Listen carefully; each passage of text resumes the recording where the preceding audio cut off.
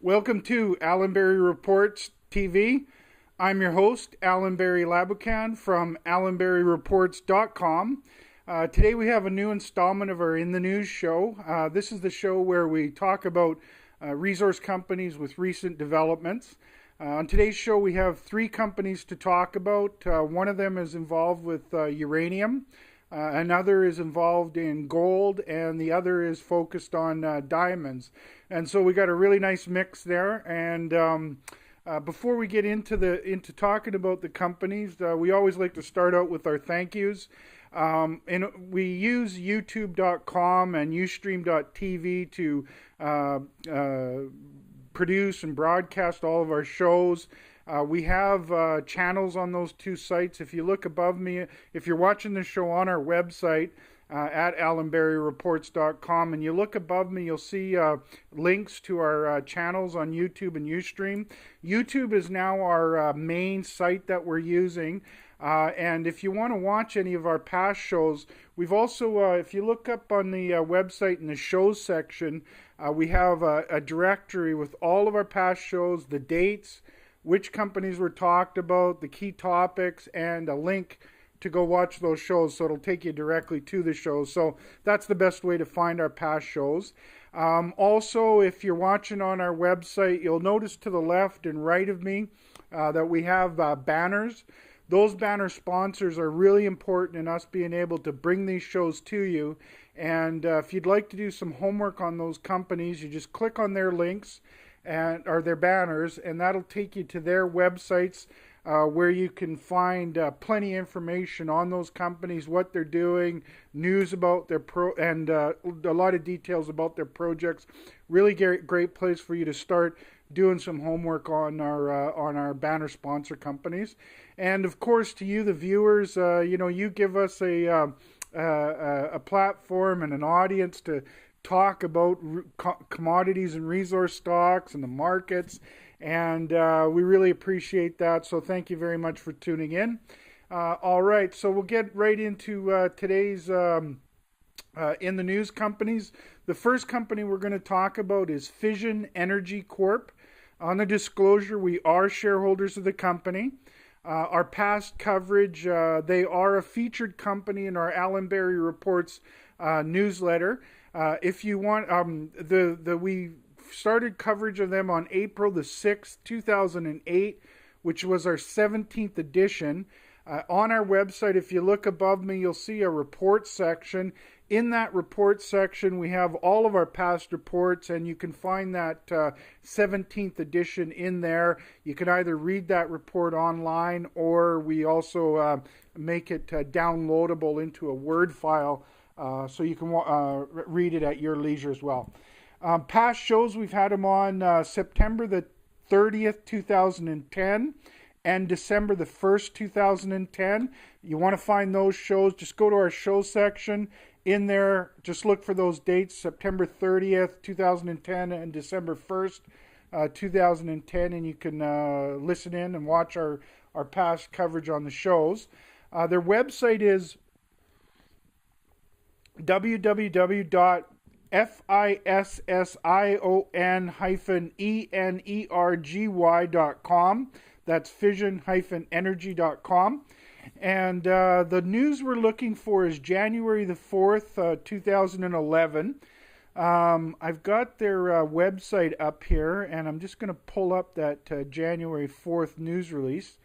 And the headline from that news release is Fission to commence 3-drill, $7.9 million winter exploration program at Waterbury Lake, Athabasca Basin. They indicate in the press release that Fission and its limited partner, Korea Waterbury Uranium Limited Partnership, are pleased to announce the largest winter exploration program yet, including 22,000 meters of drilling with 3 drill rigs at its flagship 40,000 hectare Waterbury Lake uranium project located in the eastern part of the Athabasca Basin. The primary focus will be to build on the success of the J-Zone unconformity high-grade uranium discovery made in 2010. In addition to Continued drilling at the nearby J East and Highland targets. The J Zone high-grade uranium discovery currently comprises an area of 120 meters by 50 meters, as defined by 28 closely spaced drill holes, most of which are vertically drilled and is open laterally in all directions. They also talk about high priority targets to the west, which is the J Zone. They talk about the 3 kilometer long Discovery Bay east-west corridor, and at Oban they have which parallels the Discovery Bay corridor 3 kilometers to the north, exhibits similar east-west trending magnetic low region with strong electromagnetic conductors. Then they talk about geophysical work. They've got a lot of details in the press release. Some of the highlights of the exploration, as they mentioned, $7.9 million budget. They're going to be using 3 drill rigs. They're doing 65 drill holes and estimated 22,000 meters of drilling. 44 holes planned for the J Zone discovery, 4 holes for J East and 3 holes at Highland targets. 14 holes are planned on other targets along the east-west corridor and Oban, and then they've got more details about the exploration program. So, as they note in that press release, they're going to be very busy this year. Some of the reasons that we like the company is that they're focused on uranium in Saskatchewan. That's the most mining-friendly jurisdiction in the world for uranium. It is also one of the most important sources of uranium production in the world.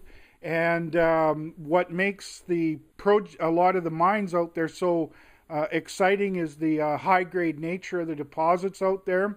The Fission has some really key ground in a highly prospective part of Saskatchewan, just on the other side of their claim block.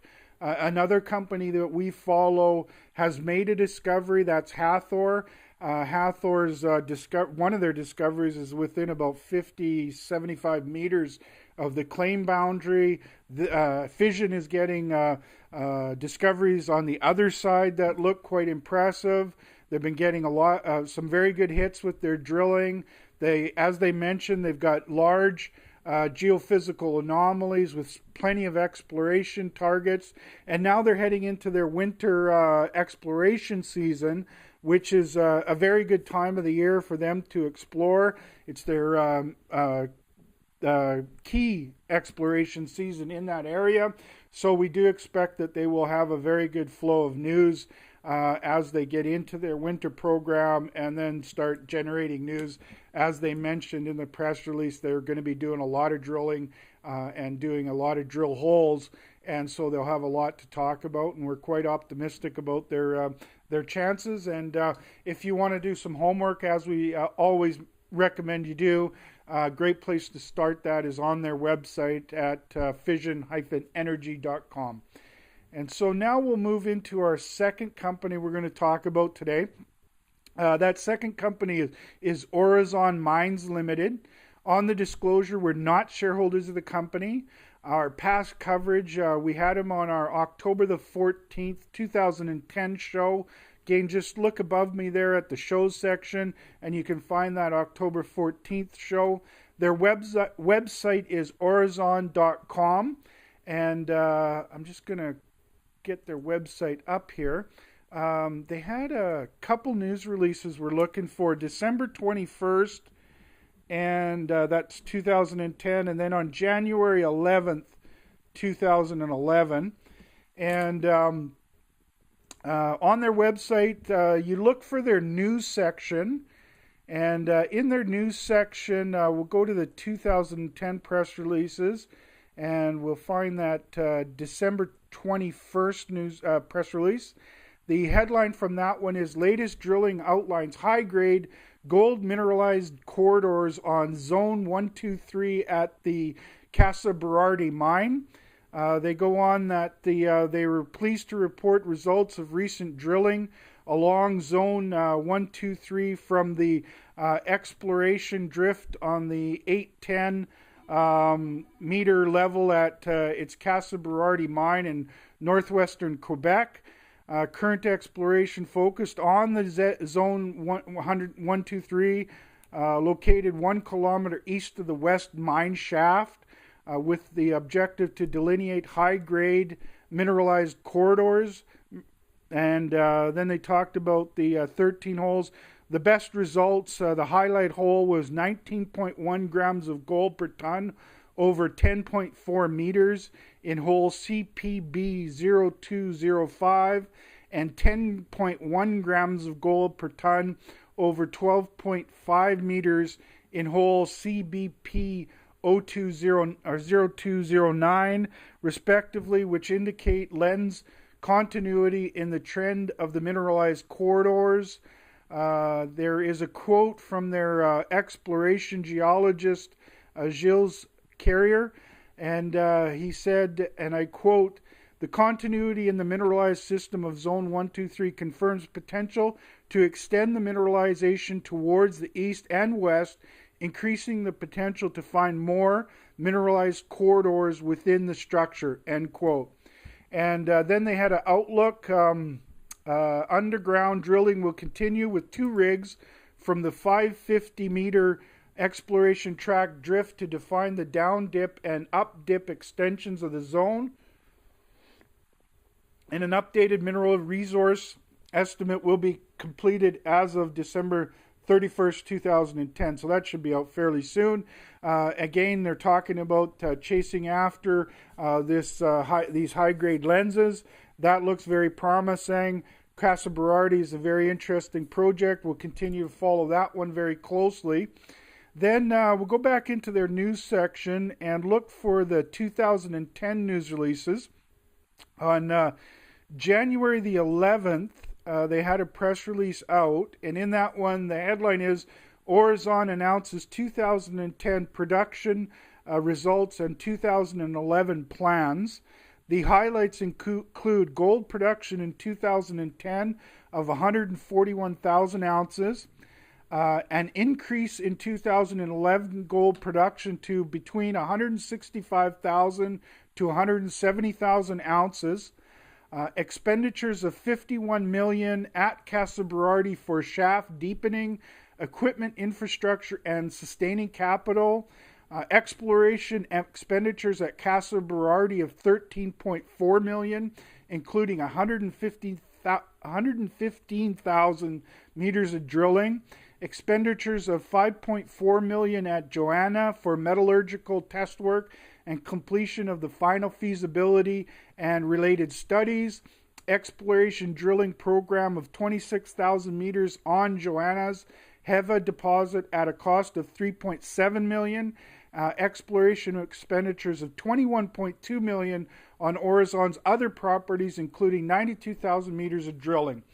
Then there's a quote from their Chief Executive Officer, David Hall, he's the President and Chief Executive Officer, and he stated, and I quote, "Following a transitional year at Casa Berardi, we are looking forward to increased gold production in 2011. We are making a significant investment in infrastructure at Casa Berardi to develop the lower levels of the West Mine and secure a strong production portfolio into the future. In addition, we are also investing approximately $39 million to actively explore 8 properties and create further value for our shareholders," end quote. And so that's the key information from those 2 press releases that we wanted to talk about. Some of the reasons that we follow the company is they are a Quebec-focused company, which is the best mining jurisdiction in the world. They're a gold producer. They're focused on regions with well-known geology for both base and precious metals, and they have a really strong pipeline from exploration to production. As they mentioned in that outlook for 2011 work, they're doing a lot of exploration drilling, and we like to see companies that are producers that have strong pipelines like that, that they're spending a lot of money, because basically it's just like the industry in general. When you produce an ounce of gold, if you want to sustain being a producer for a long period of time, you got to try and find another ounce of gold. And so having a good pipeline from exploration, and they seem very determined to be doing a lot of work on the exploration front, as they mentioned in their press releases. And so we really like that mix. And as always, we highly recommend you take do your homework on the company, and best place to start that is on their website, where you can find those past 2 news releases that we talked about today. And I think you'll start to understand why we're following this company and have them on our radar screen. So that's our third company today is Mountain Province Diamonds, Inc. And on the disclosure, we're not shareholders of the company. We've had him on our past coverage. We had him on our show on November the 9th, 2010. Again, if you look above me, look for that shows section. In the shows section, you can find all of our shows, including that November 9th show. Just click on the watch, and that'll take you to where you can watch the show. Their website is mountainprovince.com. And we're looking for their December 23rd, 2010 press release. I'm going into their news section on their website right now, and clicking to view that press release. The headline from the news is Environmental Impact Statement for Proposed Gaucho Q Mine Submitted to Mackenzie Valley Environmental Impact Review Panel. They go on in the press release that De Beers Canada and Mountain Province Inc., or Mountain Province Diamonds Inc., are pleased to advise that the environmental impact statement for the proposed Gaucho Q mine have been submitted to the Environmental Impact Review Board. The panel was established by the Mackenzie Valley Environmental Impact Review Board to undertake the review of the Gaucho Q project.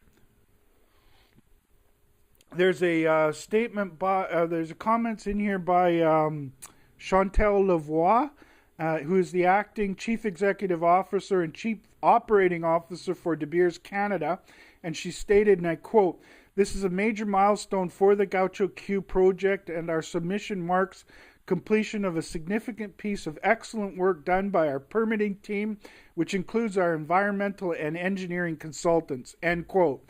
And then later in the press release, there's a quote from Patrick Evans, who is the CEO of Mountain Province Diamonds, and he said, and I quote, "We are another step closer to realizing the Gaucho Q mine as a reality. Gaucho Q will be the 4th diamond mine permitted in the Northwest Territories, and the 3rd Canadian diamond mine permitted by De Beers. The EIS has been prepared to the highest standards, which we expect will facilitate a fair and expeditious environmental review," end quote. Later in the press release, they also note that the Gaucho Q project is a joint venture project of De Beers Canada, who has 51%, and Mountain Province Diamonds, who has the other 49%, and that this will be the 2nd mine in the Northwest Territories for De Beers. And so that's the key information from the press release. Some of the reasons that we follow the company is that we've long held a very bullish outlook for diamonds. For many years now, there's been an underinvestment in exploration to find new deposits. The current mines are getting very old and running towards the end of their production profiles worldwide. And at the same time, with not enough exploration, we're not finding enough new deposits to bring into the pipeline. And this is going to seriously affect the supply chain, production of diamonds. And there's the strong demand from the developed economies. And now the emerging economies are starting to be significant buyers of diamonds, as well as their middle classes in China and India are starting to grow, and we feel that that's only going to increase in the future, putting even more pressure on the supply chain that's, as I mentioned, not well prepared currently or going into the future. This is an advanced project that is moving forward. We've been watching it for many of years now, and they definitely have stuck with it determinedly, and now they're moving it towards production. In the Northwest Territories, the key diamond mines are also aging. They probably peaked production, and now are starting to go down the other side. And in the next 10 years or so, there will be a lot of jobs that need to be replaced for those workers in the current mines, and this will be a welcome source of jobs in the future. And ultimately, the project has some very compelling grades and values, and looks like could be robust economics as well. The last time we talked about them on our show, that's what we had talked about, and so again, that's a good reason to go and look for that past show. And so, as always, we recommend that people do their homework on their website at mountainprovince.com. That's mountainprovince.com. You can find plenty of information about the company, about the Gaucho Q project, and it's a really great place for you to start your homework. And as always, we recommend that our viewers do their homework on the companies that they're following. And so that's a wrap on our In the News show today. Before closing, we'd like to stress that this show and our reports are for information purposes only. We aren't making buying or selling recommendations. It's important for you to do your own research and speak with your financial advisors before making any investment decisions. We're always trying to grow our audience, and any efforts you make to let your friends that follow the markets know about our website, our reports, our shows would be greatly appreciated. We also greatly appreciate you taking the time to watch these shows. We know that everybody is very busy these days, and we strive to produce a show that saves you time and gives you helpful, high-quality information. Our next show, we're going to be doing, we're back in the flow again. The last couple of weeks, we put out one of our big reports, which is our Outlook, in this case, Outlook 2011. And for the last couple weeks of December and into the first couple weeks of January, that reviewing the previous year and making our predictions for the year ahead take up a lot of our time. And if you want to watch the show, that our most recent show, again, look in the show section, and I forget the date, I think it was January the 11th or 12th, you'll find it in there. Was our last show, and that was the show that we had our Outlook 2011 on. So during that period between mid-December to mid-January, that's a lot of our focus. We're going to get back into the flow of things with our In the News shows, and we're going to be doing another one tomorrow. Also, if any of the viewers are planning this upcoming weekend, there's a mining conference in. It's called put on by Cambridge House. It's in Vancouver. If you're planning on going to the show, I'll be there on Sunday and Monday, and we'll be walking around the various different booths, talking to companies. If you're going to be at the show, love to say hello, and you can join us for our walk around and just say hello and mention the show, and we'd be glad to have you join in with us. And so that's what we got on the horizon for the next few days, next week or so. So we'll be doing a show, another In the News show tomorrow. And again, if you want to find out about anything that we're doing, whether it's public speaking engagement, shows we're going to be at, television interviews, these shows that we do on our website, the best way to keep up on all that is to subscribe to our reports. There's no charge to subscribe to our reports. And you just, if you look above me on the website, you'll see a subscribe button. Just fill out the information. We'll add you to our email list, and we'll keep you up to speed on updated on all the work that we're doing. And so we hope you can tune in for our next show.